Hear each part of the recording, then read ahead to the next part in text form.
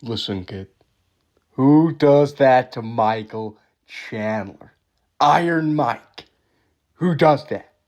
Who does that to Michael Chandler? Nobody. Nobody does that to Michael Chandler. What's going on, everyone? Welcome back to another video, and welcome back to, well, not welcome back, but welcome to my UFC 314 recap video. And we had an absolutely generational card. This card was fucking unbelievable, start to finish. Had some absolute wars on the prelims, fucking NPCs going after it, fucking main card was just brutal. It was a fucking generational card.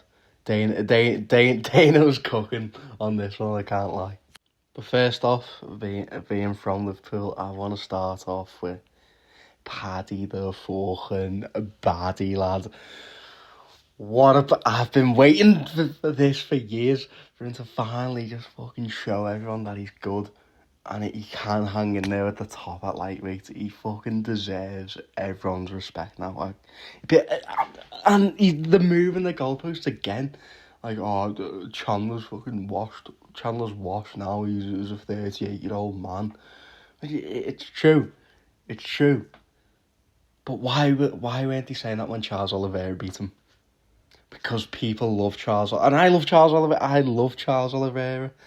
But why is it when Paddy beats him, oh, Chandler's fucking washed, he's a journeyman, even though he gave some of the hardest fights ever to Dustin Poirier and Justin Gaethje and all them. But when Charles Oliveira beats him, oh, he's in there for another rematch with Islam. Given the rematches with Islam, he's a top contender. Like, I love Charles, and I want him to still be a top contender. But can we please give Paddy the baddie some credit and respect. Put some respect on this man's name.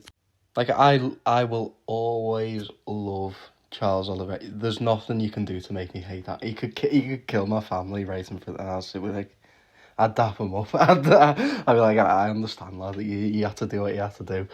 But he went fucking life and death with Michael Chandler a few fucking months ago in like UFC 309.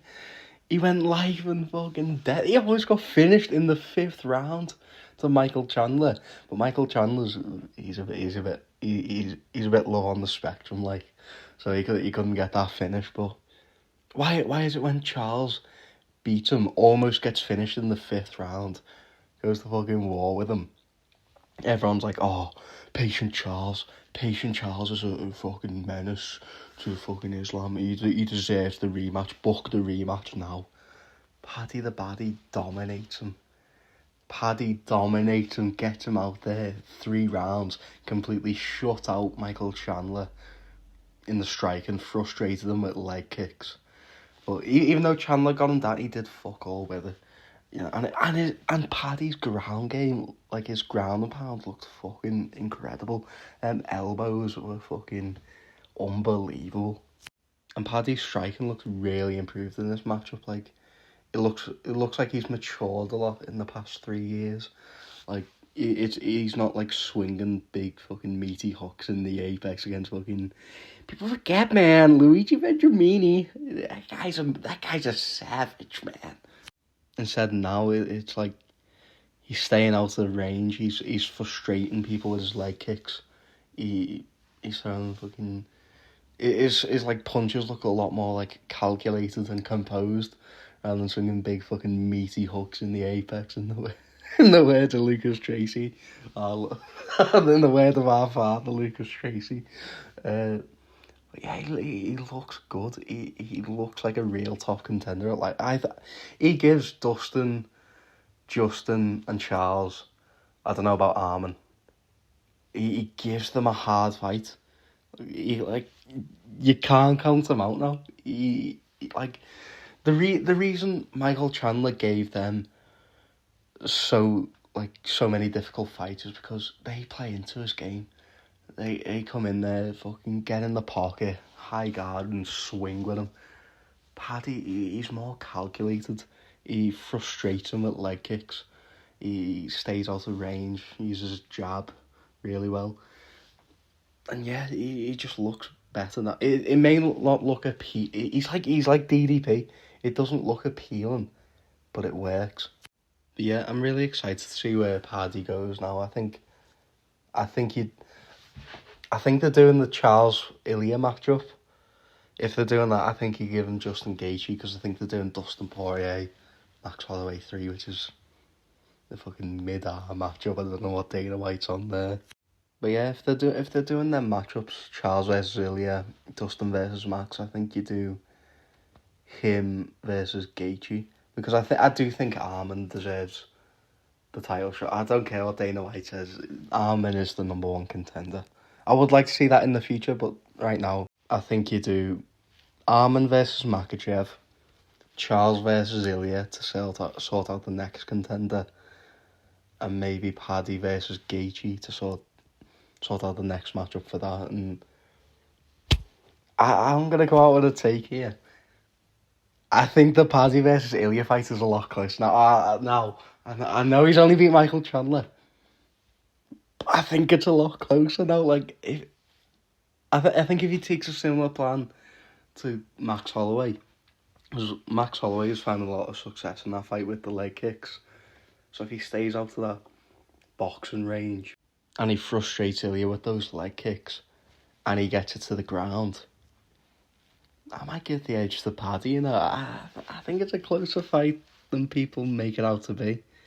I'd love to see that matchup in the future. They're doing Paddy versus Ilya for the title 2026. This is the fucking story. This is the fucking seeds. They planted the fucking seeds. UFC 282. They fucking planted the seeds. Yeah, Paddy the Baddy. I'm excited to see where he goes. I think he gives problems to anyone at lightweight, to be honest. I don't know if he beats everyone, but I think he could go on a little run here. Fucking imagine if he comes fucking go to the small and he beats fucking Ilya Torio, fucking Arman Sarukian, Charles Oliveira. Maybe gets a Gaethje on there, beats Islam Mag. He'd be the fucking go to the. If he becomes go to the sport, I think I'd fucking cry. I would love it. I would love it if he became go to the sport. And just another little thing before I move on to Volk, my Pookie Bear Volk. Can we get Joe Rogan off a commentary, please? Get this guy off a UFC cut. He does my nutting. He says the same stuff every fucking pay-per-view. His voice grates on me now. Like, people forget, man, you know, those calf kicks, man. That calf's looking red, man. Look at those calf kicks, man. They changed the fucking game, man. Those calf kicks, man. Oh! I fucking sounded like Joe Rogan there at the end. But he's just get him away from the commentary desk. He says the same shit. It just does my head in. His voice is annoying now. Yeah, Sean Shelby, he needs to get a drug test. You know, there's no way that's 49-46 to Volk. Shut up. He just, and the scouts and Brett Waters had him, Armin yell at the helmet. What was that scouts impression he done? Oh, he just does my head in so bad. Just get him away from the commentary desk. No, I think Dustin Poirier would be a better replacement. I think he'd be good at commentary after his desk analysis. Get him in there with fucking him, Paul Felder, and John Anik. What a team that would be. Yeah, if you really take a look at it, featherweight's one of the deepest divisions, man. A division where Josh Emmett's fucking top 10 in the Big 25. Josh Emmett's top 10 in the Big 25. I don't want to hear nothing about featherweight being the deepest division ever. Just, get this man away from a microphone. Get him away from it. Just tie him up like fucking Hannibal Lecter and just let him watch. Don't let him commentate at all. Just get him away from the commentary desk. Hey, boys. I know this shit, man. Volk Volkanovski. My Pookie Bear. My Pookie Bear Volk is champ in the big 25. Life's good. Life's fucking... Look at this picture. Look at this. Hanging in the fucking Louvre. Hanging in the Louvre. This was fucking beautiful. This was vintage Volk. No, I'm not gonna... I don't know if I should go that... I'm gonna go that... This was fucking vintage Volk. This was a fucking masterclass performance. I was so worried. Like, I was having dreams where fucking Diego Lopez just uppercutted him in the clinch and he just got knocked out. I was worried. I was fucking scared for my boy Volk. I was terrified. I was terrified of Volk. Terrified for Volk, sorry. But yeah, this was just a fucking masterclass. There was no way that was 2-2 going into the fifth. I'm sorry. I love Diego Lopez, but that was not 2-2 going into the fifth. That was a fucking masterclass from Volk. He just looked so much better.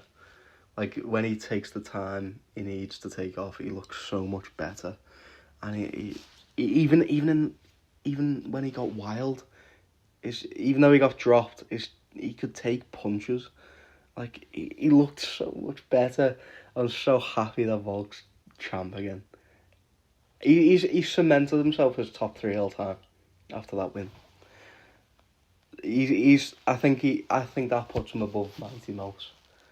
For me, I think it's GSP, Jones, and then Volk now. I think Volk cemented himself there. I think he deserves respect. And you never know if he beats like Movsar, and then I don't know who you do after that. He could become the fucking go to the sport. His fucking resume is insane. Like, he deserves that recognition. But what you do after that, I think you do him versus Movsar Evloev. He's the clear number 1 contender. Fucking Yair Rodriguez and John Silver, they need to fucking shut up. He's saying they deserve a title shot after beating fucking Patricio Pitbull and Bryce Mitchell. Listen, kid. Best I can do is Josh Emmett, kid. You're fighting Josh Emmett in the Apex. Come on, buddy. And you know what? If Volk comes back, beats Movsar, I'm putting him above Jones. I don't give a fuck anymore. Jones is currently fucking ducking Tom Aspinall. Ducked Ngannou for years. Fuck it. He landed more significant strikes in a hotel room than all of 2023. This guy's not the fucking goat of the sport. Fought fat middleweights all his career. Took fucking steroids. He's not the goat. He isn't the goat. Volk fucking comes back after getting chinned twice. Fights the clear number 1 contender. Puts on a masterclass performance. That's what a goat does. That's what a fucking goat of the sport does. Not this little fucking steroid cheating fucking wife beating little fucking fanny lad. Fuck John Jones. Volk's the goat. I'm so happy. I'm happy that my fucking Pookie Bear Volk's back. He's back. Yeah, that's going to be it, guys, for this video. If you did enjoy, please make sure to leave a like and subscribe. Get in the comments, let me know what you thought about UFC 314. Let me know what matchups you'd love to see after this card. But yeah, Volk's back. Volk's champ. Life's good. See you in a bit.